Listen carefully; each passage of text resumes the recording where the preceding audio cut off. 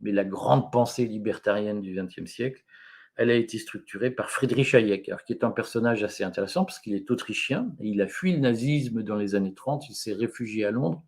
où il a enseigné l'économie. Et Friedrich Hayek a traversé toute l'histoire du libertarisme,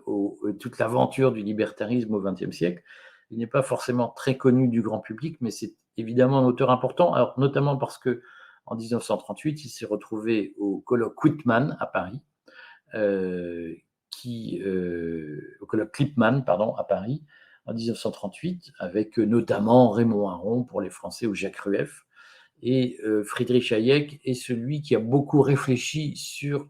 l'organisation de la société et la nécessité ou non de l'État et de la réglementation dans l'amélioration de cette organisation. Alors en 1938, il a patronné l'invention du néolibéralisme, mais en partant du principe, donc, à l'issue de la crise de 1929, il y a eu un certain consensus temporaire pour justifier l'intervention de l'État dans l'économie, dans la foulée du New Deal de Roosevelt.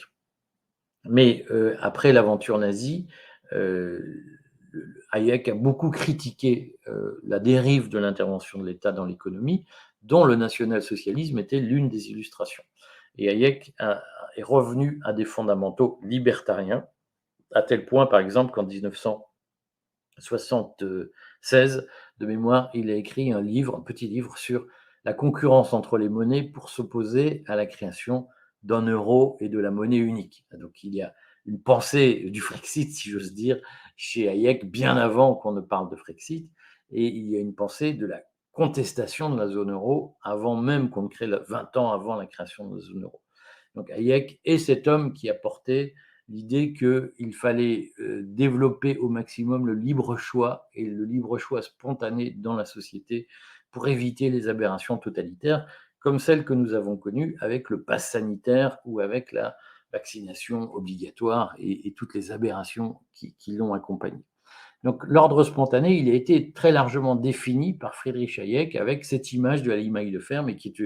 une image parmi d'autres. Et tout au long de son parcours philosophique, Hayek reviendra très souvent sur cette question de l'ordre de la société, de l'ordre spontané contre l'ordre vertical. Alors,